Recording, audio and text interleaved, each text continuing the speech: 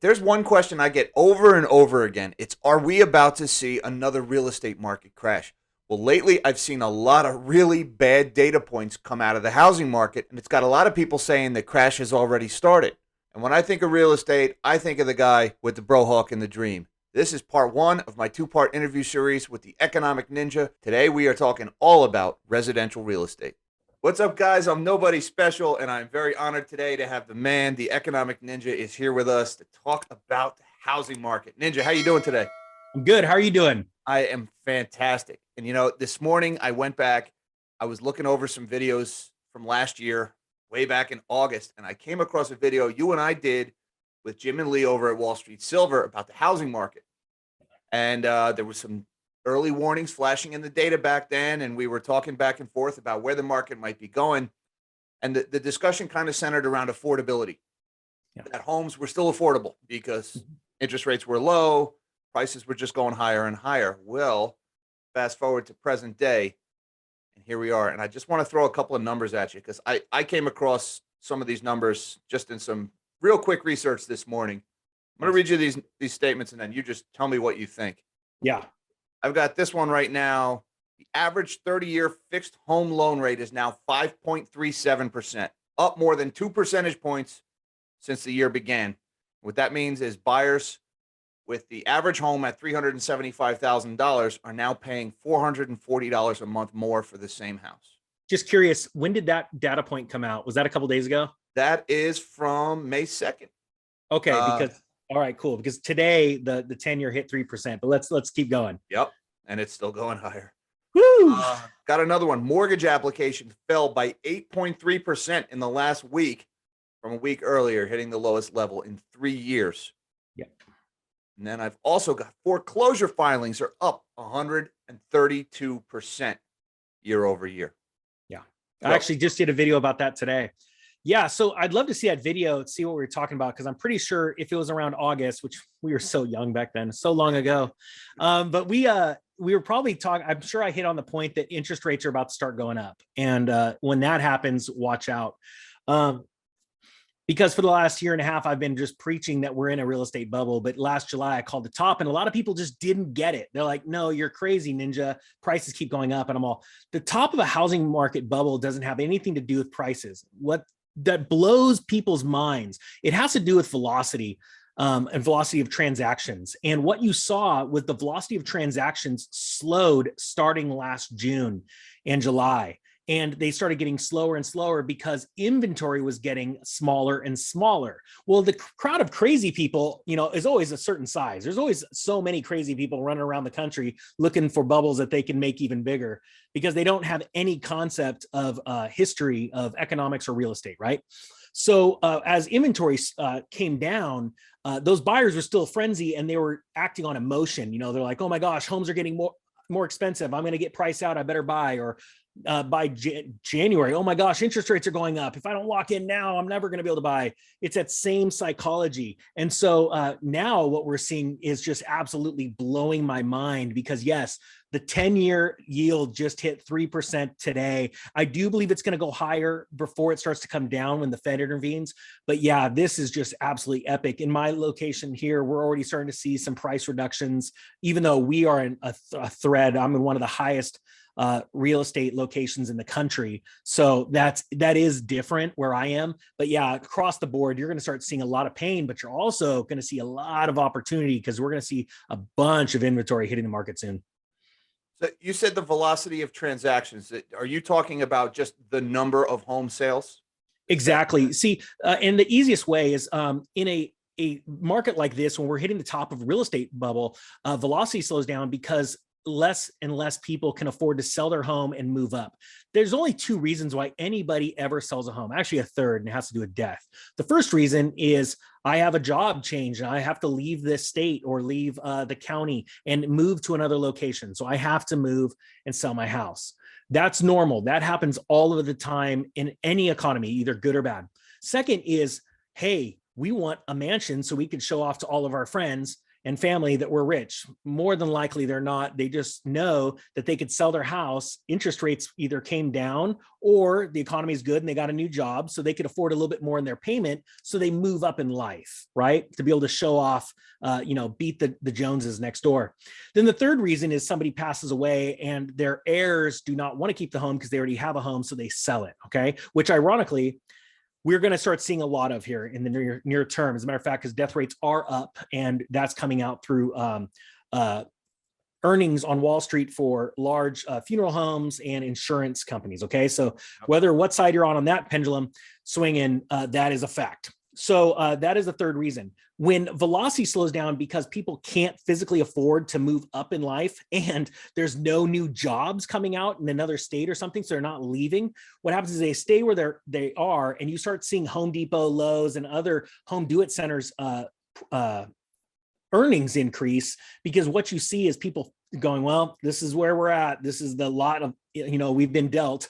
So we're just going to fix up what we've got. And that's the end of that real estate bubble. So what we're seeing now is the velocity slowing down simply because there's less homes on the market. But what I believe very soon is we're going to start to see an explosion of real estate hitting the market. I swear, folks, this is not planned. Travis doesn't let me plan videos with him. I don't just ask me questions. I should be, if I'm smart enough, I should be able to snap them off on the fly. Whereas other YouTubers, they need like lots of editing and lots of scripts. So look, I swear this is not planned. I didn't have this planned. Can you see my screen right now? Yeah, I can. Okay. This is US pending home sales. All right. And I did have this up ahead of time, but I didn't give you any hint on that. And you had mentioned the velocity of home sales, and that's why you call the top in the market. Yeah. And look at this chart. June? Oh, that's okay. August. All right. I'm sorry. That's August of 2021. Yeah, I actually called it 2021. July of 2021 is when I said we were at the top. Okay. So you know what? You were, at least for the 2021, you were a month early. You were way early. I don't know what you were thinking. Actually, I want to stop you right here. Pending home sales, I am pretty sure that's the date they close. So when you get into escrow, you have anywhere between 30, depending on cash, you could have like a 10-day escrow, anywhere up to 60-day escrow. Okay. So that if US pending home sales, I'm pretty sure are dictated by when they actually close. You have to have that as a solid indicator, not just opening transactions. So, and actually you're going to see a lot of pending home sales skewed from when they opened escrow now to when people just bailing out, because in the last 120 days, interest rates are going up so fast. If people weren't locking in time, they're getting priced out of the market. Sorry, I'm going everywhere. Now you'll notice something else here in this chart. And again, none of this is planned. The actual peak of last year was in October. Mm-hmm. And interestingly enough, something happened in November. Something started in November. Federal Reserve started their tapering. Yeah. They started slowing their asset purchases, their purchase of U.S. Treasuries and mortgage-backed securities.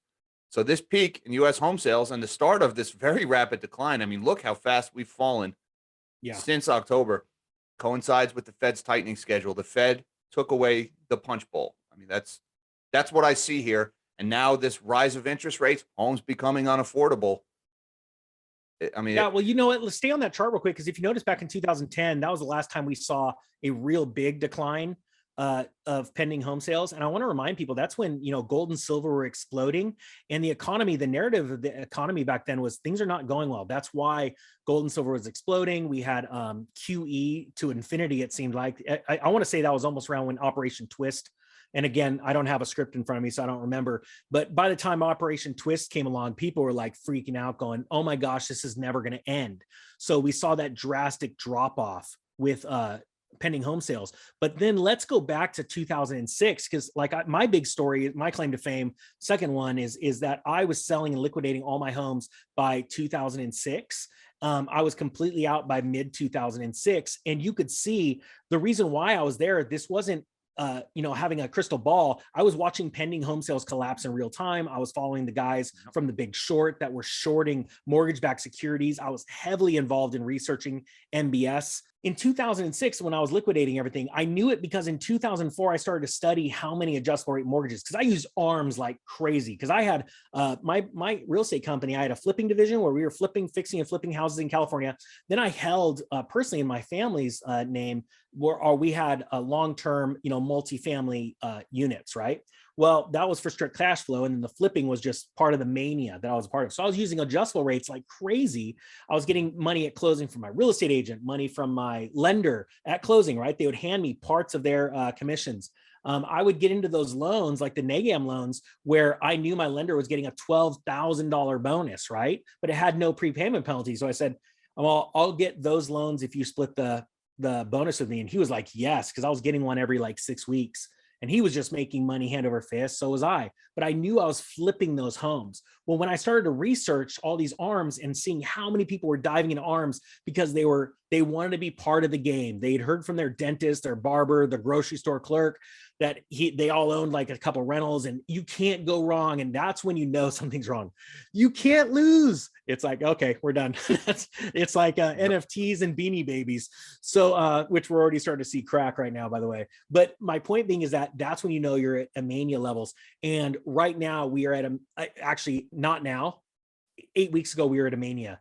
Now it is muted. And all of the stories around the nation are bubbles popping, real estate's crashing. This is it. And the thing is, that's going to become a self-fulfilling prophecy, because a lot of buyers are watching these news stories every day. They're going to probably watch, like, put in the comments, guys, if you're looking for a home right now and you're one of those ones that's found this video because of the title and you go, oh man, I don't know. And what happens is that buyer pool of the people running around because they're scared starts to get smaller and smaller. Well, those people that need to move for that new job, or someone that just passed away, they're going, oh crap, I need to sell this house. So let's drop the price. And then the neighbors drop their price, and then they drop it and drop it. And then that's what happens.